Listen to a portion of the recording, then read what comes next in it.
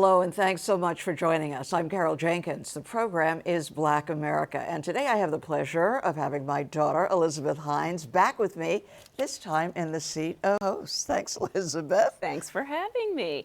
And joining us is Randy Donaldson, Tony-nominated producer who has helped bring to life critically acclaimed shows such as The Scottsboro Boys, which received 12 Tony nominations, which is amazing, and American Son, that starred Kerry Washington, just to name a few of his theatrical accomplishments. And joining us by Zoom is Tamara Tunie, known for her work in front of and behind the scenes in shows like As the World Turns, Law and Order, yes, director of Feeling Good, a one-woman show by Tony Award winner LaChanze, and now Marian, the musical that will take place on November 18th and 19th at the Marian Anderson Theater, located in Aaron Davis Hall. And so Marian Anderson Theater is part of the family, and so you all, by just extension, are a part of our family.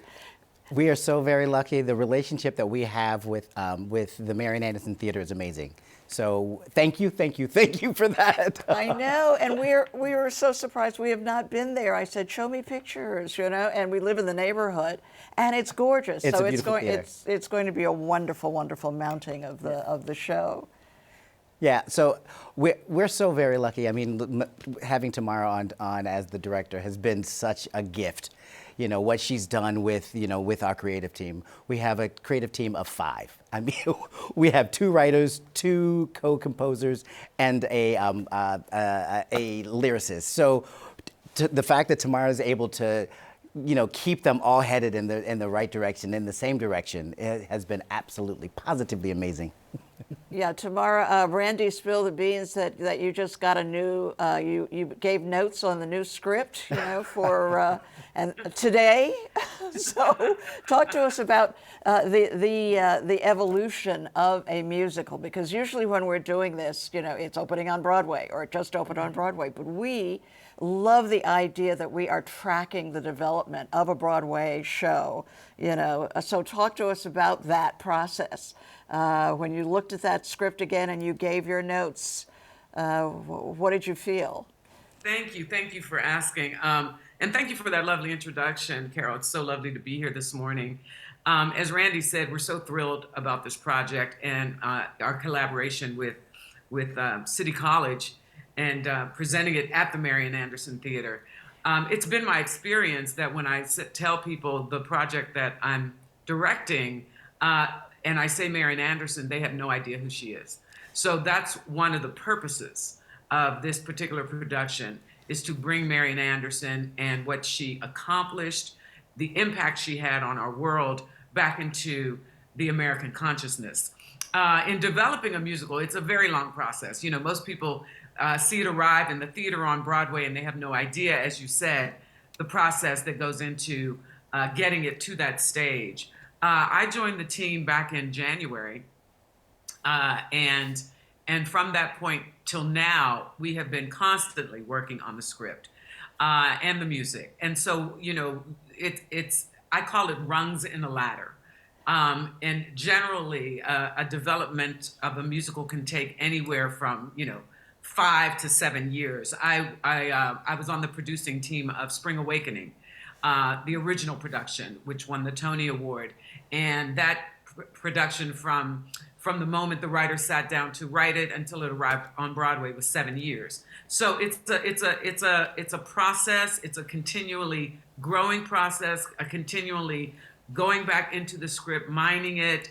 This presentation that we'll present October 18th and 19th, the very next day, the writers and I will get together and we'll talk about, what we felt worked, what we felt didn't work, what we need to cut, what we need to add.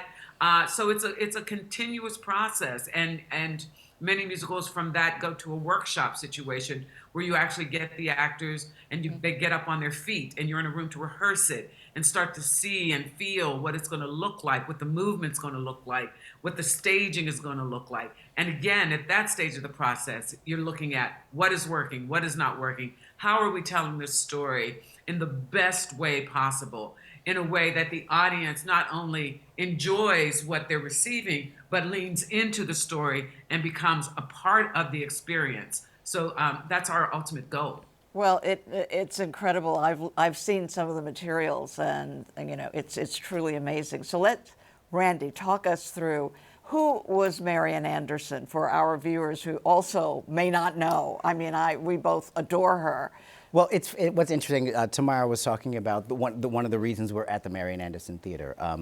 The managing director of the theater said to us, one of the reasons he wanted the show in that theater is because if he were to ask any of the students at City College who Marian Anderson was, they would know, or why the theater was named Marian Anderson, the Marian Anderson Theater, they would know. Right. So his objective is to change that. Marian Anderson was, in some ways, she was one of the original, what's the word I'm looking for, feminists. She got married. It's a good word to look for. Yeah. You're talking to two feminists over here. Good, Randy. She focused on her career before family. She didn't get married until, what was it, 42 years old? You know, so she never had kids of her own. She was focused on her career. You know, her objective was to not be the best black singer. She wanted to be the best opera singer, period. That was her focus. She sang in front of 75,000 people on Easter Sunday. The audience was 100% integrated in 1939. Right. That is mind-boggling, but very few people know about this. And our objective is to change that. Right. And that was on the steps of the Lincoln Memorial.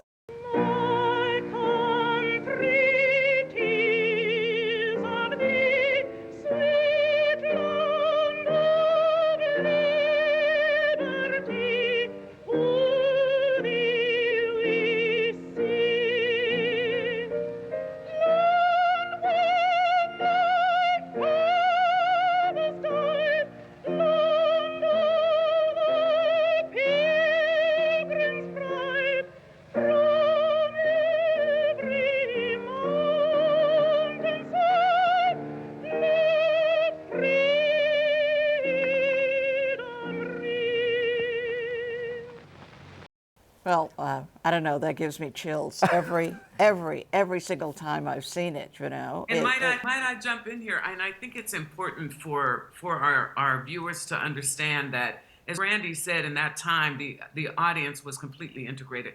And Washington D.C. was a segregated city, and Marian Anderson had left the United States, toured Europe, became a world famous classical singer, and when she returned to the United States and wanted to perform in Washington, D.C., the venue was Constitution Hall. And at the time, the Daughters of the American Revolution refused to allow her to perform there because their policy was no coloreds could perform at Constitution Hall. And Walter White of the NAACP reached out to Eleanor Roosevelt, who he had a relationship with, and he could call on the phone and get the First Lady of the United States on the phone and told her what was happening. And Eleanor Roosevelt resigned from the Daughters of the American Revolution because of that, and was completely instrumental in helping to coordinate this concert on the steps of the Lincoln Memorial that attracted 75,000 people from all over the country, white, black, different political persuasions, different religious persuasions. It was the first time in history that concert happened, and it really changed and sent our country on a different trajectory. And this was done by a woman who was passionate about her art and passionate that her art could change hearts and minds. And that's what's so exciting about this project for me. It's incredible. Yeah. It's amazing that we don't know this history as much as it's we mind-boggling to me that we don't know this history. Mind-boggling. I remember watching the movie Figures, right? Yes. Sure. And you see that movie and it's like, why don't we really honestly know this history? Mm-hmm. You know, and Marian Anderson is the same situation. Well, Elizabeth and I were talking earlier about this because Marian Anderson is a part of my history. They actually taught it, you know, when I was growing up, so that, you know, the later generations don't know. But what we found out was about Martin Luther King. That's right. Yeah. That he was a 10-year-old boy when she sang on the steps of the Lincoln Memorial. Yeah, I go believe ahead. that he heard the concert. Yeah. And that was the reason that he wanted to do his "I Have a Dream" speech at the Lincoln Memorial, which she actually sang at. So it comes full circle. It just comes full circle. And she That's so also, beautiful. I believe she also sang for 2 presidential inaugurations. Yes. Right. Yeah. Right. So yeah, it's amazing that we don't know the first black person to perform at the Met. I mean, these things we just don't know about this amazing woman. But Tamara, And, you know, and she also, had, it took years. It took years Right. after the concert at the Lincoln Memorial for her to be the first black performer. Yes. yes. At the Met. It took years. And also, I just want to add and point out, you know, it's not just the younger generation who's not aware of Marian Anderson. I talk to people who are my age, and they have no idea who she Right. is. So it's something that everyone needs to be educated about. That is correct. Well, so, and Tamara, talk to us about, again, it's another black woman who is being restored to prominence, completely forgotten. You know, how difficult is this and to get the buy-in from those who will need to donate, you know, buy into the production of Marian? What is that like? Well, you know, I've produced a few Broadway shows myself, and that's just a challenge in itself. You know, getting the resources to produce and bring to fruition any Broadway show is a huge challenge. This show, because it is about an African American woman, you know, it has its own challenges, but at the same time, I feel like, you know, our producing team and our creatives are creating a product and a story that is so engaging and so entertaining at the same time, as well as edifying, that anybody can get behind this. And I think it's all in how we as a team, you know, present our project and inspire people to participate. That's always the challenge. It also feels to me like this is also the right time to have the right person, this amazing woman. You know, it's the right time to tell this story of this amazing woman. And what seems to happen, you know, right now she was just one of the episodes on the show on Showtime called First Ladies. You know, there was an episode circling around Marian Anderson. I think she just released a CD. There was a 12 CD set of hers that was just recently released. There was a documentary that just came out, a PBS documentary that just came out about Marian Anderson. For whatever reason, thank God she's in the ether. Mm-hmm. And it feels like this happens to be the perfect time to tell her story, because I think America kind of needs it. That's great. Well, it's a Absolutely. hugely compelling project, and this is a great moment for us to take a little bit of a peek at what's going on in the process of getting ready for this November 18th and 19th performance. So we'll take a look at that. Marian's multicultural, all-female creative team invited 12 Broadway and opera performers to an artist retreat in New York City. Over the course of the next 3 days, they learned a total of 38 songs from the score. Quality and peace, thank God for Marian Anderson. Marian Anderson. We are rising up, rising like the sun.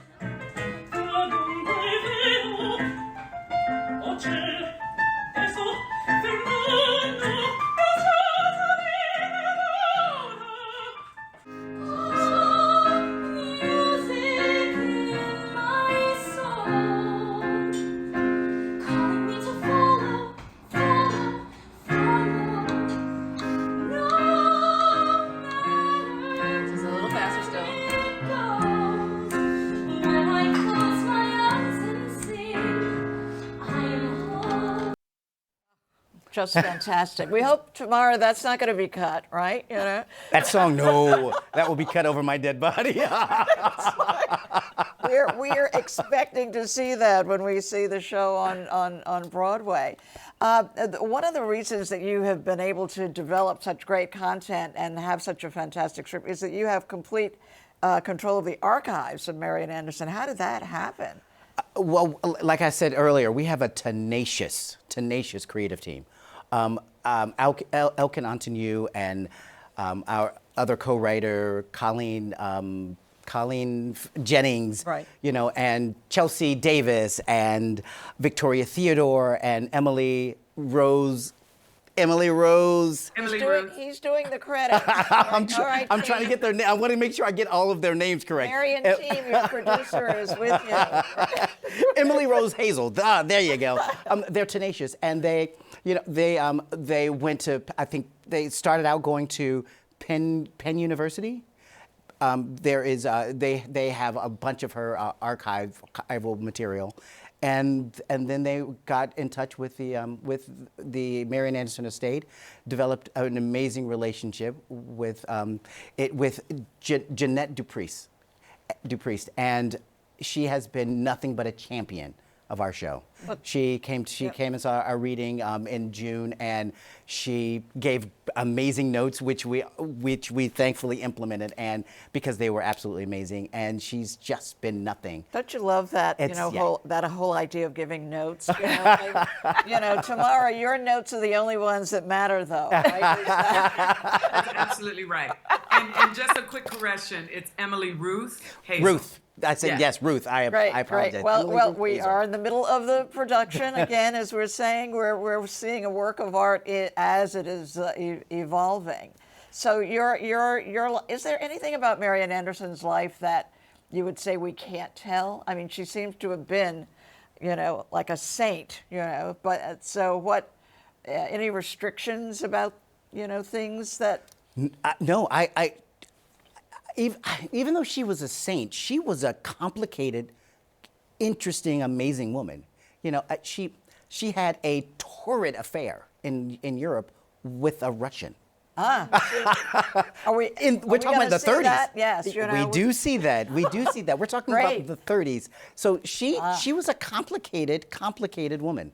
Right. Well, And so I'm so glad you mentioned that, because as you said, yes, we all hold her up in such high esteem, and she is a saint. We consider her a saint. But my goal particularly is to bring to you a full human being, Yes. with all the complications that brings. I mean, here's someone who went against the norms of, getting married and having children in order to pursue her passion and her dream, and that takes a certain kind of person. And though she was very poised and was raised to be very genteel and possessed, it takes an inner strength that in order to achieve what she achieved. And so, I want the audience to see a full person and somebody that they can identify with and be inspired by and say, well, she's just like me. So if she could achieve that, then certainly I can achieve my goals and dreams. And we're talking about the 30s. Yeah, We're talking about the 30s. That is, what an amazing woman she was. absolutely. I know, and that voice. I know. Well, I was going to And then ask. there's the voice. And then there's the voice. And then, I know. which we haven't even talked about yet. Exactly. No, we want to hear a little bit, because I believe she was categorized as a contralto, right? Which is the lowest register of female voice. But as I understand it, she had quite a range, but there was a very specific reason for why she was categorized as a contralto. Because she had such her low resonance was so beautiful, and it was also because it was so low, and what not normally what we're accustomed to hearing. It also was emotional because of that too. But then she could also do all of the alto and the soprano notes, so she was, as you can tell, I can't stop. Yeah, but this voice, as many we know, discovered in a black church, right? Yes. When she was a child.